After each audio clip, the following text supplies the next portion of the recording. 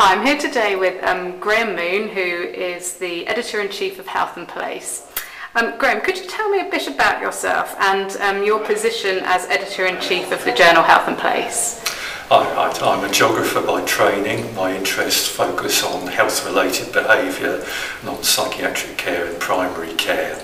I worked for quite a long time in a department of sociology, so I class myself as an interdisciplinary individual, a social scientist with interests in health. As far as Health and Place is concerned, I was the founding editor of the journal back in 1996, and the journal was put together at that time to focus on the difference that place can make to people's experience of health, to health policy, to a range of issues, looking at both health broadly defined and more narrowly speaking in terms of different diseases. As editor-in-chief of the journal, I work very closely with a team of associate editors who help me to place the papers around the community of social scientists with health interests who undertake the refereeing process for us. Thanks. Health and Place is a very successful journal when we look at a number of metrics, including the impact factor, which has been increasing, number of downloads, the number of submissions that you've been receiving.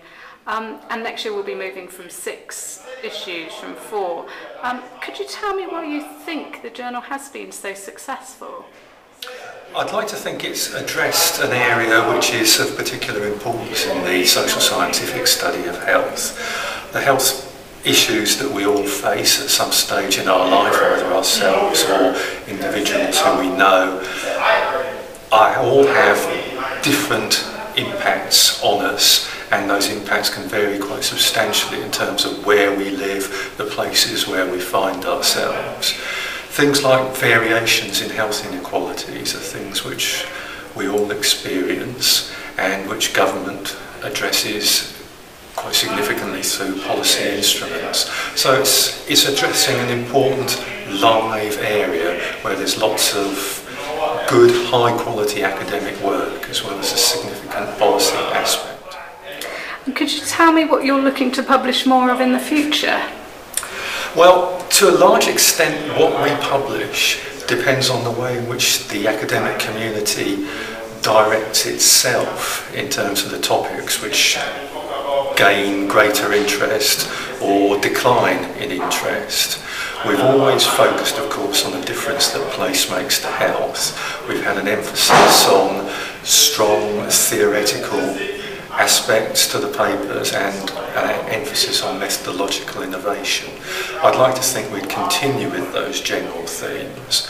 As far as specific areas are concerned, there are ongoing substantial policy instruments which different governments around the world are using to try to address health inequalities. I would expect papers on that.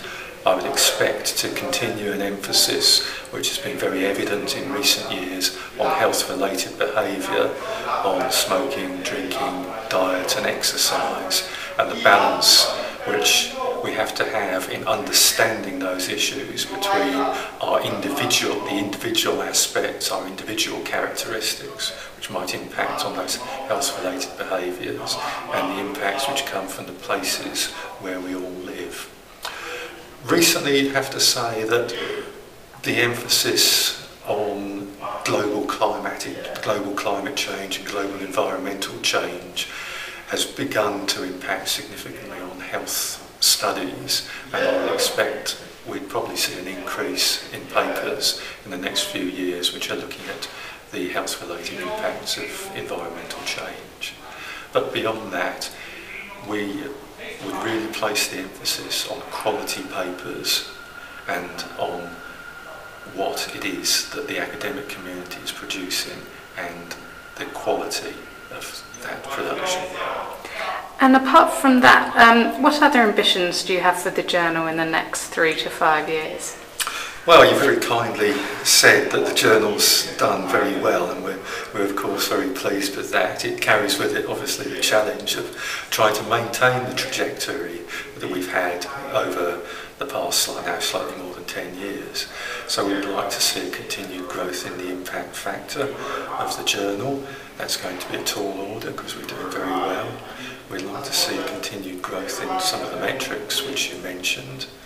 I'd like to see the journal being the place of choice for social scientists interested in health-related issues and their impact on places, the place of choice for those people to publish their work.